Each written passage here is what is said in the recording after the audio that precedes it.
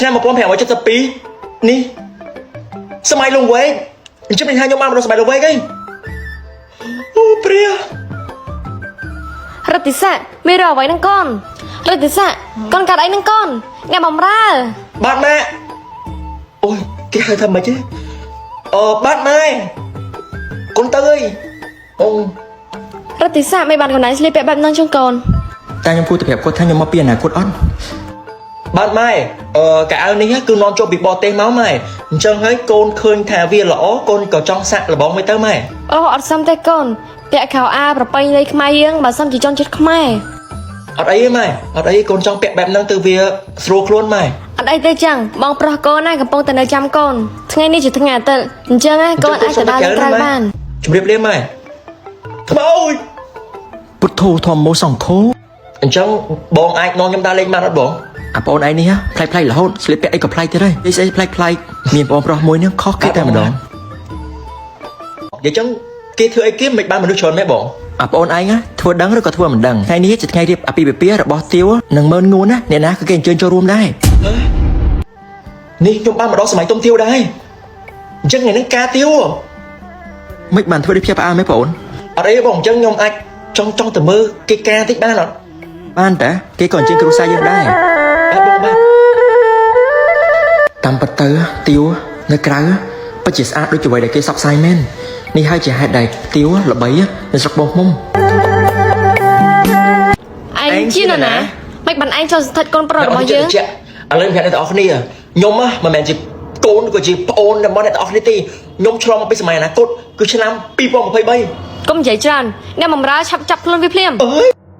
សូមឲ្យខ្ញុំឆ្លងពេលវេលាទៅកាន់ឆ្នាំផ្សេងមកសូមផ្លោះសូមខ្មោចឡងសម្រាប់ចាប់ការវាភ្លាមសតតែពេលអ្នកនេះទីទេហាម៉ាក់កូនសុំជប់លេងឲ្យសុំរស់បានអត់មិនចាកូនណាឆាប់បបងម្លេះនេះដល់វគ្គចុងក្រោយហើយសតតែ2នាក់ទៀតទេម៉ាក់ចង់ធ្វើអីគេទៀតម្នាក់2នាក់ខ្ញុំមានម្នាក់នឹងត្រូវស្លាប់ហើយកូននិយាយត្រូវដល់ពេលហើយដែលម៉ាក់ត្រូវជ្រើសរើសមនុស្សម្នាក់ដើម្បីឈ្នះទឹកប្រាក់ចំនួន$10 លានក្នុងហ្គេមម៉ាក់កូនសុំនេះ2នាក់ឯងនឹងមានម្នាក់ដែលត្រូវស្លាប់ម៉ាក់កូនសុំថាជាអ្នកឈ្នះហើយម៉ាក់សម្លាប់សម្រិតបានអត់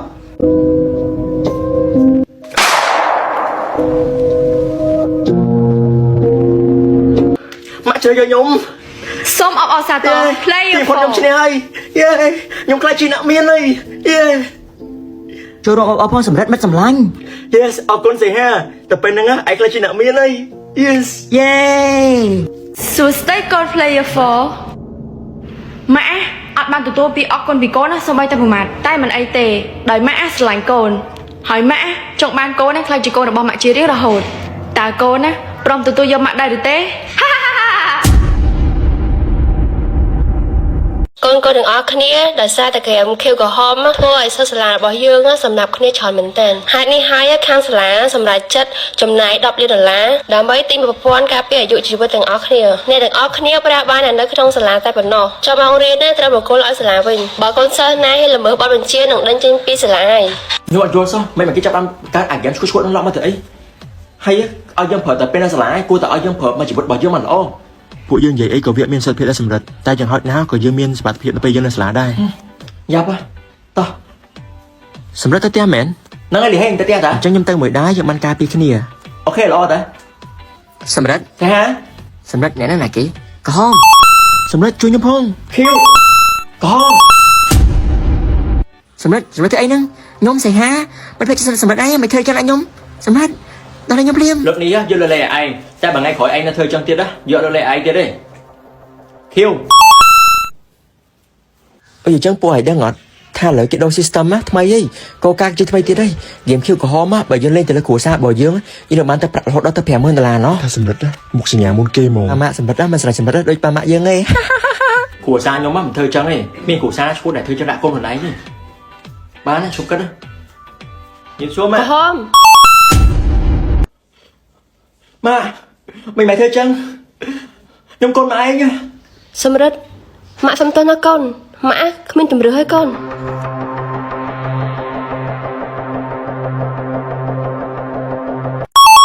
អូ ឧបមាថាអ្នកកំពុងតែបើកឡានទៅខេត្តនៅតាមផ្លូវគឺស្ងប់ស្ងាត់មែនទែនបន្ទាប់មកអ្នកបានឃើញមនុស្សស្រីម្នាក់កំពុងតែកេងនៅលើវាលស្មៅរូបរាងរបស់នាងគឺពោពេញទៅដោយឈាមដូចជាត្រូវរបួសយ៉ាងខ្លាំងនាងបាននឹងហៅស្រែកហៅឲ្យជួយតើអ្នកនឹងឈប់ឡានដើម្បីជួយនាងទាំងនាងអាចជាចោរដែលកំពុងតែដាក់អន្ទាក់ដើម្បីចាំប្លន់អ្នកឬក៏ជាប្រលឹងវិញ្ញាណដែលកំពុងតែលងបន្លាចអ្នកបញ្ជាក់លោកអ្នកមិនអាចខលទៅប៉ូលីសបានទេព្រោះនៅទីនោះគឺតំបន់គ្មានសេវាឬអ្នកមិនខ្វាយខ្វល់ពីនាងរួចបន្តការបើកឡានទៅមុខទាំងដឹងថានាងអាចនឹងស្លាប់ប្រសិនបើគ្មានជំនួយរបស់អ្នកសូមធ្វើការសម្រេចចិត្តក្នុងពេល2វិនាទីអ្នកទាំងអស់គ្នាឈប់ជួយមនុស្សស្រីហ្នឹងឬក៏អ្នកទាំងអស់គ្នាបើកឡានចេញទៅជួយប្រាប់ខ្ញុំផងឆ្នាំ1572នេះសម័យលង្វែកអញ្ចឹងមិនថាខ្ញុំបានមកដល់សម័យលង្វែកទេអូព្រា រតិស័កមានអ្វីនឹងកូនរតិស័កកូនកាត់អីនឹងកូនអ្នកបំរើ បាទម៉ែអូយគេហៅថាម៉េចទេបាទម៉ែកូនទៅអើយអូ រតិស័កមិនបានកណ្ដាលស្លៀកពាក់បែបហ្នឹងចឹងកូន តែខ្ញុំគួរតែប្រាប់គាត់ថាខ្ញុំមកពីអនាគតអត់បាទម៉ែកៅអៅនេះគឺនាំចូលពីបរទេសមកម៉ែអញ្ចឹងហើយកូនឃើញថាវាល្អកូនក៏ចង់សាក់លបងមិនទៅម៉ែ អូអត់សមទេកូនពាក់ខោអាវប្រពៃណីខ្មែរយើងបើសិនជាចង់ចិត្តខ្មែរ អត់អីទេម៉ែអត់អីកូនចង់ពាក់បែបហ្នឹងទៅវាស្រួលខ្លួនម៉ែ អត់អីទេចឹងបងប្រុសកូនណាកំពុងតែនៅចាំកូនថ្ងៃនេះជាថ្ងៃអាទិត្យអញ្ចឹងណាកូនអាចទៅដើរក្រៅបាន ជម្រាបលាម៉ែថ្មអូយពុទ្ធោធម្មោសង្ឃោអញ្ចឹងបងអាចនាំខ្ញុំដើរលេងបានអត់បងអាបងឯងនេះផ្លែរហូតស្លៀកពាក់អីក៏ប្លែកទៀតហើយនិយាយស្អីប្លែកមានបងប្រុសមួយនឹងខុសគេតែម្ដងនិយាយចឹងគេធ្វើអីគេមិនបានមនុស្សច្រើនមែនបងអាបងឯងធ្វើដឹងឬក៏ធ្វើមិនដឹងថ្ងៃនេះជាថ្ងៃរៀបអាពាហ៍ពិពាហ៍របស់ទាវនិងមើលងួនណាអ្នកណាគឺគេអញ្ជើញចូលរួមដែរនេះខ្ញុំបានមកដល់សម័យទុំទាវដែរអញ្ចឹងថ្ងៃនេះការទាវមិនបានធ្វើដូចភ្ញាក់ផ្អើលមែនបងអត់អីបងអញ្ចឹងខ្ញុំអាចចង់ទៅមើលគេការតិចបានអត់បានតាគេក៏អញ្ជើញគ្រួសារយើងដែរបាទបងបាទតាមពិតទៅទាវនៅក្រៅពិតជាស្អាតដូចជាអ្វីដែលគេសពផ្សាយមែននេះហើយជាហេតុដែលទាវល្បីនៅស្រុកបងមុំ ឯងជានរណា